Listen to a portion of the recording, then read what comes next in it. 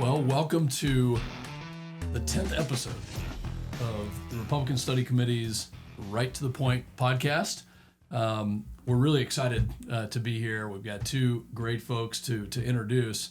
But let me just kind of start out by saying the Right to the Point podcast is our way of cutting through the noise, delivering what we believe is the hard-hitting facts about the policy and the ideas that the Republican Conference is championing, and kind of cutting through the red tape and the swamp of Washington, D.C. So this is a new podcast, but our 10th show, so that's a big deal. But today I'm joined by two incredible members, Sherry Biggs from South Carolina and Mr. Pat Harrigan from North Carolina.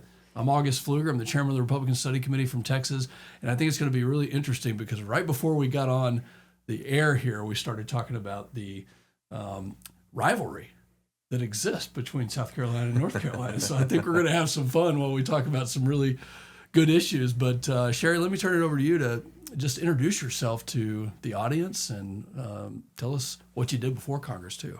Well, thank you so much for having me today. And even though Pat is a bit of a rival, it's good to be here with you today also. So my background has been in healthcare, never held a political office before. So just in my work in my community, seeing the needs, whether it's healthcare, mental health, just the well-being of the people in the district that I live in, the 3rd District of South Carolina, it just gave me a push to do something more. So here I am. Well, and not to embarrass you, call you out, or prod you on this, but it's not just healthcare that your professional background is. Tell us about being a veteran. Well, and also being a member of the National Guard. I am. So I have my doctorate. I'm certified in family practice as well as psych and mental health. And I'm also a licensed administrator, have taken care of veterans a long time in my career, and I also serve as a lieutenant colonel in the Air National Guard. Started out as an aerovac nurse and currently serve at Joint Force Headquarters as the Deputy A3, and it has been quite an honor. And now it's my honor to serve the 3rd District of South Carolina. Lieutenant Colonel, PhD, nurse, not only that, but I'm a nurse in a situation which is really important for, again, two veterans here. So good luck following that, Pat, because that's pretty impressive. But unfortunately, she lives in Lesser Carolina. Okay. Doesn't have the ability to live in Greater Carolina like us in North Carolina. I love it. Right to the point. This is why we get together here. So I was a West Point graduate, went into the Army, ended up in the Special Forces, was commander in the Special Forces there, the Green Berets. Got out, started a company with my wife. We manufacture weapons and munitions, and had not an interest at all in politics until the fall of Afghanistan. And that really pissed me off. And I wanted to come rip the face off every single Democrat up here in Washington, D.C. that was a failed leader who was leading my kids down the road to failed outcomes. And I was the dog that ended up catching the mail truck. And here we are. And so it's been an incredible 3.5 months. And it's really a pleasure and it's an honor to serve with both of you. That is right to the point about why he joined, ripping the face off Democrats because of a failed withdrawal that was horrible for our country. Yeah. And for people that were willing to and did give their lives. And you know what's interesting is all three of us have that in common, that we had never been elected.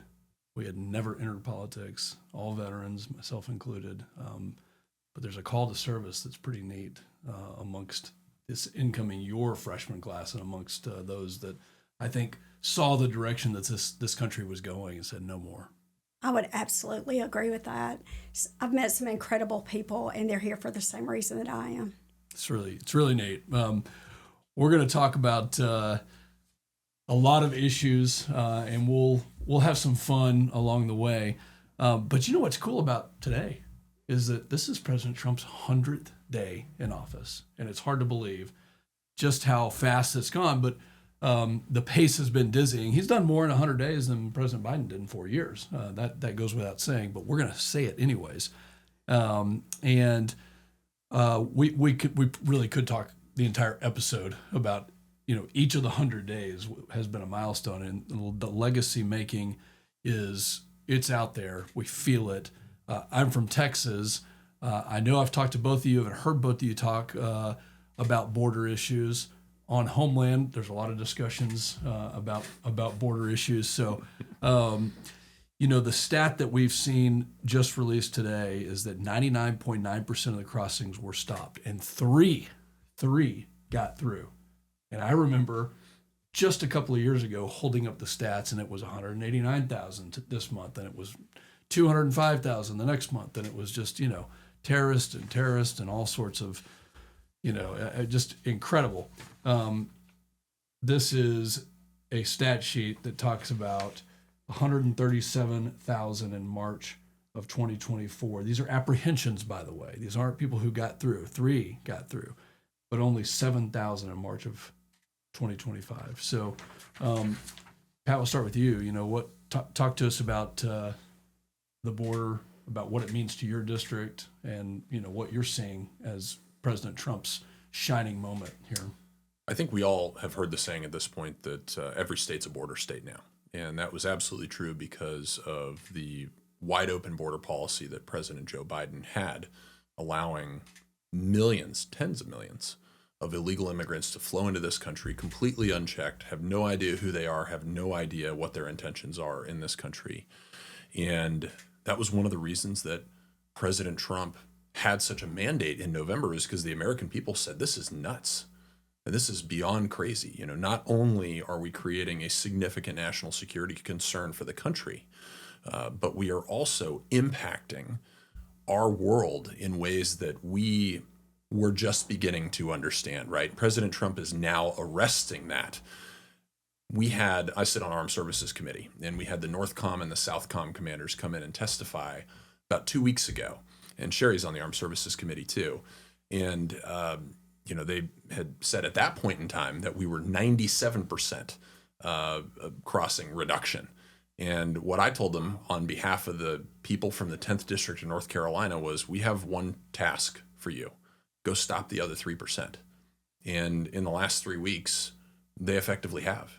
And I think it's really important to note that President Trump did this through executive policy, right? We've done some things here in Congress that have reinforced our very strong conservative perspective that our borders should be a controlled place, that we should know exactly who's coming into this country, and we should be able to deport people who do not share our values, who have broken our laws, and have no desire to assimilate into our society. But President Trump did this simply by changing policy. That's it. He just let the Border Patrol and our military go do exactly what they're trained to do. And look at the difference in the outcome that we have. It's nothing short of incredible. And it's also a condemnation upon President Biden, because he very clearly, willingly allowed this to happen. It's embarrassing for the previous administration to look in the mirror and see that they were the cause of this, that it was them who didn't uphold the law, them who allowed this just massive surge of people. What reconciliation, we've got a huge bill in Homeland Security that is part of this. And what has that meant to you, your district, and why you joined Congress? I mean, just tell us about the bill a little bit. Well, I just want to set the record straight. So I'm not on armed services, even though forgive me. That's okay. But I do care a lot about our military and the defense. So if I insinuated that, it's just because I'm passionate about it. She should be on armed services because she knows a lot about the military, but you are on Homeland. I am on Homeland, and I'm very happy, and I think it speaks volumes that we have a president and administration that heavily supports our military and wants to make sure that we have our resources to not only secure our border, but to be ready and standing by to defend our country if needed. It's crazy how all these illegals have come in, and not only talking about defense, but as a mom and just living in a rural area, you just want to have a place that you can have your family, you can work and live peacefully, and you shouldn't have to think about criminals coming in or bringing in drugs and poisoning your children. It's crazy, and it's un-American. You know what struck me, and especially talking with on Homeland Security Secretary Mayorkas, who was just the absolute epitome of a disgrace to this country in terms of upholding the law. You can believe whatever you want to believe. We can have different political views and ideological views, but when you look at the red, white, and blue, people come here because they want to uphold the law. They come here because they want to be a part of a country that has faith and trust in institutions and knows that they are innocent until proven guilty, that the system is fair, that you can be and do and achieve whatever you want with hard work. And what a slap in the face to our system this was the last 4 years. But President Trump has put this back in a box and said, the American dream is alive, and it starts with border security. Yes, he has. My dad says that good fences make good neighbors. And I think it's true with countries as well. So we can always come back to border security. But we have 3 veterans at this table. Sherry, I'll start with you.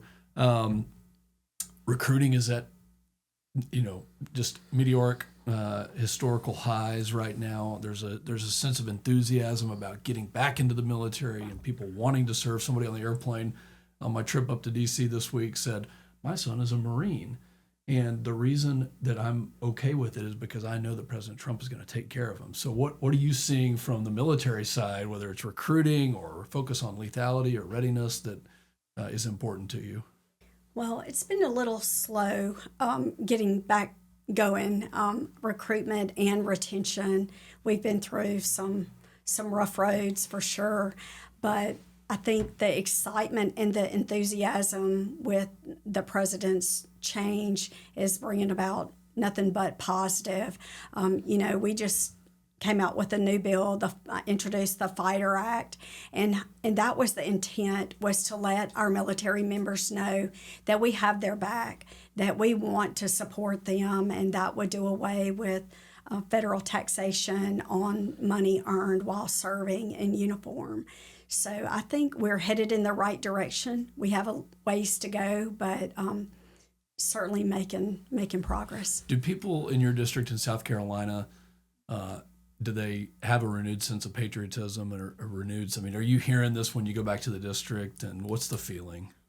I live in a very red district. I don't think we've lost our patriotism. They're just ready to, some of my veterans that retired a long time ago, like they're ready to go protect the border or whatever they need. Themselves, they're exactly, ready to go. Exactly. Yeah. So it makes you feel good, though, to see that bit of hope restored in those men and women who have served and who sacrificed so much.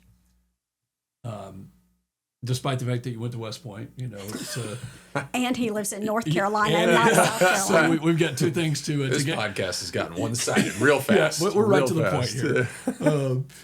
But Pat, you mentioned serving on armed services. Talk to us about your district and what you see in the changes in the military and how President Trump has positively affected this situation. Well, talking about personnel, which y'all were just talking about, I actually just got out of a meeting with the chief of personnel for the Army and 3-star general, and he told me today, so as of President Trump's 100th day, the Army is already at 90% of their recruiting goal for the entire year. That's incredible. And that happened at just the in the end first of April, in the first days. 100 days. Leadership is everything. And that's what we have to understand, right? We all served in the military. I left because of President Obama's lack of leadership. I just did not want to invest more of my time, of my life, and potentially invest my life under the auspices of a weak leader that I wasn't sure was going to have my back when everything was said and done on the battlefield. And that's just not the case with President Trump. And people, the American people understand that. The folks in my district understand that. And so you've got to understand, recruiting, their high time is after everybody graduates from high school, right? It's in the summer. It's in the fall. As people are looking for opportunities that, maybe this or that in the civilian world didn't 100% work out for them or pan out the way that they thought it was going to go. They're at 90% before any of the kids actually graduate high school this year. January 20th. After January 20th. It's fundamentally, it's a sea change in the expectation of what the American people think their military is going to be all about, what it's going to be able to accomplish, and that's all due to President Trump's leadership. Wow. Well, if you are just kind of joining us, we have two veterans, one from North Carolina, one from South Carolina, and then myself from Texas. And I think this is personal to all of us, that we want to see a military that is respected, that serving, you serve because you believe in the country. And it's not one administration or another. It's the belief that our country is that shining beacon on a hill. Absolutely. And as you said at the beginning, this withdrawal from Afghanistan, it was just horrible. It was torturous. It was criminal. And we have to restore that. And I think President Trump is doing just that. I want to see what those Air Force statistics are too. I bet they're higher than the Army. I'm sure they're higher. Well, let's go to the next subject, which is energy dominance. On January 20th, President Trump took office, and in the Capitol, as he was giving his inaugural address, said that he was declaring a national emergency around energy. And my district feels this. You've been to the Permian Basin, to Midland. Your business or part of it has been involved in helping support energy dominance. I feel certain that South Carolinians, is that the way you say it? Oh, yeah. South Carolinians want energy dominance, but one of the most important things I've seen, and I want to get y'all's take, is he has cut the red tape. He has allowed us to just get back to the business of using the God-given resources that we have. And most leaders wake up around the world, and I think their first question is, how am I going to feed my people?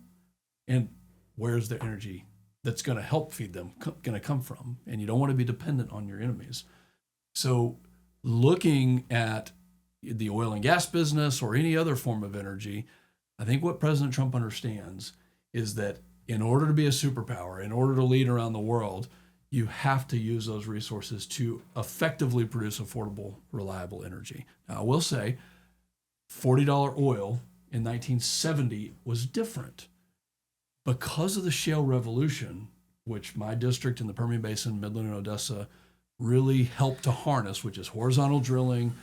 We know where the resources are. The sweet spot now, and especially if you watch Landman, which is a Taylor Sheridan miniseries, but as Billy Bob Thornton says, the sweet spot is somewhere between $65 and $85 a barrel. And that gives you sub $3 gas at the pump. It allows groceries to come back down. It allows the supply chains to function and inflation to come down. So talk to us a little bit about what you're seeing in the energy sector, how it's affecting South Carolina, and what President Trump has done positively there. Well, last week I had the opportunity to tour our nuclear plant that is actually in my district, not very far from my home, and just the enthusiasm with the employees and leadership there. It's encouraging. South Carolina is growing so rapidly. I think energy is a concern for everybody, no matter if you're in South Carolina or North Carolina. But there's confidence and there's hope that the president is instilling. He's kept all of his promises, and I don't look for this to be any different. He has kept his promises, and he has embraced nuclear energy, and he knows we need more. I'm glad you brought that up because South Carolina has been a leader on that as well. What are you seeing energy-wise? And your expertise, you've got a lot of expertise in the energy industry. Yeah, I'm a nuclear engineer by schooling, and so I'm a big nerd. That's all that means. And I didn't realize they taught nuclear engineering at West Point. They did. That seems like that's a stretch for the Army. Okay, all right. Well, I think what we're seeing across the country is really laying the foundation for the middle class to be successful. I just went to the pump 2 weeks ago, and for the first time in a long, long time, paid less than $2.50 a gallon for gas. I filled up my wife's Ford Explorer for like $28.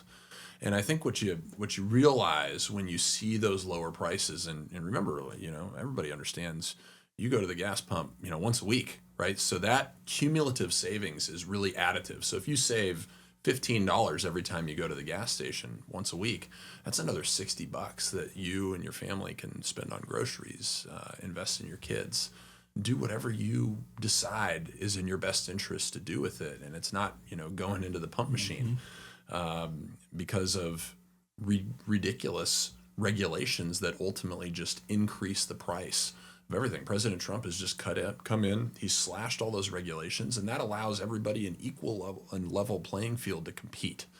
And that's so important that the government does not pick winners and losers, particularly when we take a historical perspective on energy. Energy sources have never, ever in the history of mankind been subtractive. They've always been additive.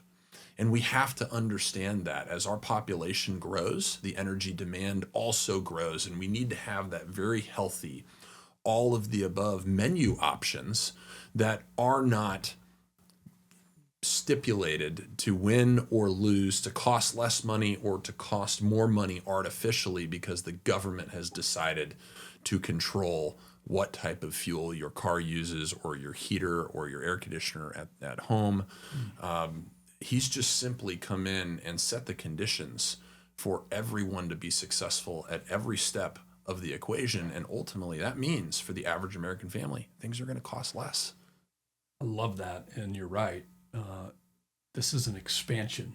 Energy is additive, and we need to focus on it, with the exception, I think, of whale oil, which was the only source of energy that ever actually decreased rather than increased. The people of Greenland might have something to say about that, August. This could be a topic, you know. Well, speaking of adding, let's just go right into the investments that we're seeing that President Trump has made. $5 trillion of announced investments that this administration has kicked off. I mean, okay, sure, there's some road bumps here. The system around the world has been rigged, and we've had people that have taken advantage of us, countries that have taken advantage of us. And maybe you're going to go through a couple of little bumps here to get to the end result. But let me just read some of these investments. I want to get y'all's take.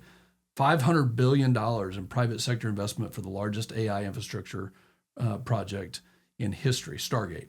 $20 billion for data centers. Apple announced it's going to spend more than $500 billion to hire 20,000 new workers. The list goes on and on and on. Eli Lilly, TSMC, which is a chip maker, $100 billion investment. And this is huge because now the geopolitical effect here is that Taiwan, which is a friend, but that also is a vulnerability where you have one location where they're making these, and TSMC is a Taiwanese company, but for them to build a factory in the United States spreads that out, decreases the vulnerability. Johnson & Johnson, $55 billion. We got a huge Johnson & Johnson plant. Any of these investments that have happened in y'all's districts that you want to talk about? Well, I don't know yet if you should it's announce official, it. but I will say that over the last 2 weeks, I've been out in the district visiting a lot of our businesses, and it's encouraging to hear about their expansion projects. And there's a lot of talk about new industry coming in to South Carolina. So I'm happy. I'll be happy to talk about that. We can't wait to hear what this is. How about anything that you want to talk so about? The list that you mentioned, the Apple, Eli Lilly, Merck, and GE Aerospace investments all impact North Carolina. And so that's tens of billions of dollars that are coming back into this country because President Trump has just reset the deck on what the trade regime looks like.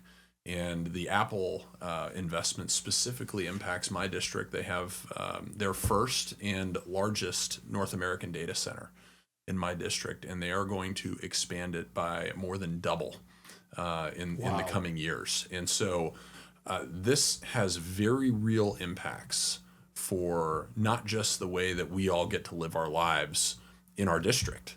High-paying jobs, manufacturing jobs, not just in these 4 companies, but others that are right on the cusp of able to be announced. And it's just going to set the conditions for business to flourish across our country. And I'm really, really excited to see that, particularly in the manufacturing sector, where I represent a district that was absolutely wrecked by NAFTA. We were heavy furniture production, and we were heavy textile manufacturing.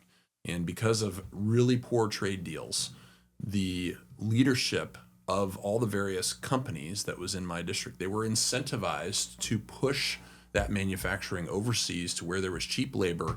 We erected no barriers to bring that product back into our country. Yet, for manufacturing that happened in the United States, the countries that we exported all of those jobs to erected their own trade barriers to prohibit our manufacturers from being Not a level successful playing field at all. in their countries.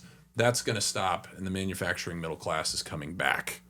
I love And it. you know, August, the Science, Space, and Technology Committee, I sit on that, and it's exciting to hear about the new potential and investments that's going to see the new innovation for us too. That's our adversaries. We don't really want to talk about it, but that's something that you always have to be aware of, and looking at the movement and the progress China, Russia have made. We want to make sure that we stay well ahead of them. So I'm happy to hear that President Trump is interested in innovation and moving us forward. What a great point. And that to me that's the most important competitive advantage we have is innovation. And Democrats killed it. They completely killed it. They built a system that dissuaded innovation, that encouraged bureaucracy and this huge swampy effect of government that killed innovation. And if we want to compete with China, we have to have innovation. We got to bring it back. And look what this means to our schools and to our students. I mean, there's so much opportunity. This is why I love the Republican Study Committee, because we get to bring people in that talk about these issues, that give us, we've had, whether it's the FCC chairman, Brendan Carr, or the Secretary of Energy, or people, experts even in our own Congress, like Jay Obernolte, who's an expert in AI, sits on the Science, Space, and Tech Committee with you. We have to unleash this. And that's why I'm so proud of the president in his first 100 days for unleashing innovation. I'm looking at the clock, and we've had a good time. I'm, notoriously behind right now, but we're having fun. Let's talk about, I want to tell you about a headline that it just blew my mind, that we had Democrats that went to Central America to go rescue a gang member, somebody who had committed a felony here in the United States, to go bring, and it was a national of Ecuador, to bring this person back, that they were going to rescue him. I mean, talk to us about what happened here. I can't even put it into words. And I think that no one that's really paying attention can comprehend what the Democrats are doing right now. They are flying all over the world to protect illegal immigrants who should not be in this country, that have actually harmed this country. They're members of MS-13 in Tran de Aragua. It's incomprehensible. And we've talked about how the Democrats right now, they are literally adrift on open water. They do not have an anchor. They do not have a sail. And they are flailing, trying to achieve relevancy. This was not the way to do it. This was taking the lessons that they should have learned with President Trump's mandate in the November election and completely doubling down On lawlessness. and doing the opposite and standing for lawlessness instead of law and order. Incomprehensible. I mean, to say that this was a Maryland man. Yeah. No, it's an illegal alien who broke the law, who was a criminal, and we're going to go free him. Like somehow there's a martyrdom in this. What does it mean to South Carolinians, and what does your district think about it? I bet I know what your district thought about it. Yeah, I probably couldn't say that, but it's not American for sure. As a psych mental health practitioner, I've tried to analyze them to try to even understand where they're coming from, and it makes no sense. I agree with Pat. It's so wrong. And as a mother, I can't understand, or even as a parent, I can't understand their thought process by wanting those people around our families and in our states and in our country. It's ridiculous. So these folks, 3 or 4, led by a senator, Maryland senator, and Van Hollen, and Congressman Maxwell Frost and Robert Garcia, they're willing to fly to a foreign country to try to bring a felon and illegal alien back to the United States, but they wouldn't stand for Laken Riley's parents. they wouldn't stand for the families of those who had had their loved ones murdered by illegal aliens. They wouldn't stand for this young man who all he wanted to do was be a law enforcement officer, and President Trump brought him to the State of the Union, and they wouldn't stand for that, but they're going to fly. They're willing to fly down. They've doubled down on insanity is what they've done. Yeah, no question about it. And that's a fantastic point to put everything into perspective. And when you just look at the big picture right now, President Trump is simply following through with every single promise that he has made to the American people. And the Democrats have no idea who they are. They have no idea what they stand for. And they do not know what the people that they serve actually want. President Trump does. And we all do too here in Congress. And illegal immigration is an 80-20 issue that Americans believe that law and order should be followed. And we've gone so far away from that with Biden, and Trump has gotten us back. Yeah, I think the people that elected those members into those positions will have a different thought process next time the election comes around. I hope they do.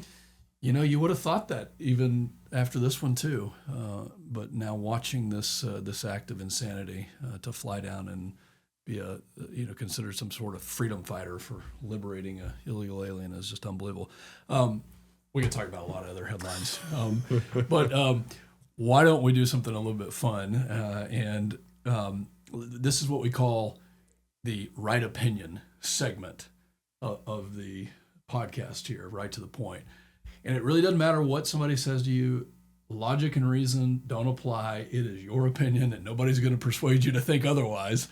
I will start because I feel like this is with having a North Carolina representative and a South Carolina representative, but Texas barbecue is by far better than any sort of product you're going to find in the Carolinas. And you know, whether you have this mustard sauce or I don't know what you guys do, but we produce brisket, and it is the best. He just knows so much that isn't so.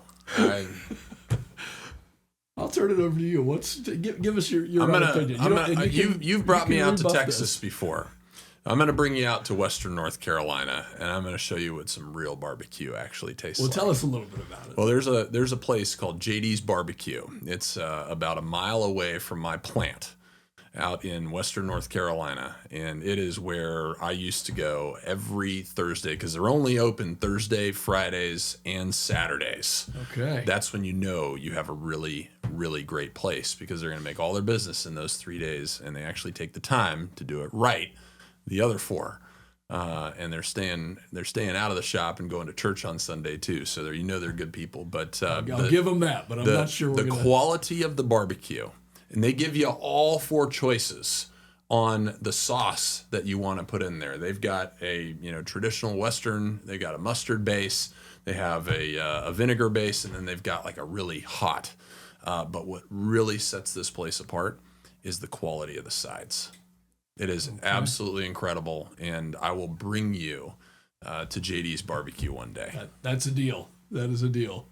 Okay, Sherry. So I absolutely cannot just pick one place. I will be in some kind of trouble. That's right. That's right. I'll just say we'll put up South Carolina's barbecue against North Carolina's anytime. Now, Texas they're a little different. So I don't know about going We do brisket. You guys, I feel like, do a little bit more pulled pork and that kind of. That's a fair statement. That's fair. Before we close out, anything that you want to say to go back to, any reattacks or other points, any points you want to make? No, I think just the last couple of weeks being out in my district has really proven to me that the American dream is alive and well, and I'm so excited to be representing District 3 and happy. Whether it's North Carolina or whoever, I'm fortunate to serve with some great colleagues and have the Republican Study Committee kind of paving the way and bringing in subject matter experts to help us make good decisions for our district. And it's an honor to serve for South Carolina. Well, South Carolina is lucky to have you. Your leadership has been incredible. You've got just an amazing background and a lot to offer here, but especially the common sense, down-to-earth, humble, incredible approach that you bring is really It's really nice. And thanks for plugging the Republican Study Committee. 189 members, and it's a really good place to be, especially at lunch on Wednesday when we bring in good speakers. We have a pretty good leader. Well, thank you. Any points you want to make or things that you want to go back to? Yeah, I think there's a generational change happening in Congress right now, and you see it in the freshman class.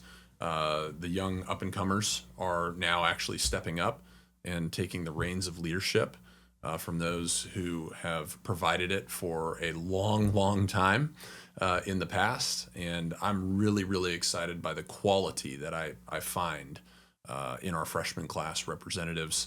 Certainly you're in your third term, right? Are already head of RSC. Right. That's really an incredible accomplishment, and I think indicative of where the next generation of Americans is taking this country, standing shoulder to shoulder with President Trump as we truly make this country great again. I can't wait to continue to do it each and every day I get up. I'm just so excited. Don't know exactly what's going to happen, but I know it's going to be awesome. You know, Pat, I'm glad you brought that up. And before we close out, the difference, and this is important for our viewers to know, the difference between the Republican Party and the Democrat Party is, we've got just a huge gulf in the way that we view the world. But I think you can kind of summarize it with the point you just made, which is a generational change. The Republican Party puts limits on the amount of terms that you can serve in leadership within Congress. 3 terms is the maximum. And very few waivers or exceptions to that rule, because innovation, if we believe in innovation, and we've talked about it, then innovation, you need that, constant kind of churn in leadership with new ideas. There's a balance between institutional knowledge, we probably shouldn't be Speaker of the House in our first term. Okay. Yeah, learn a little bit about it. I think we can all agree to that.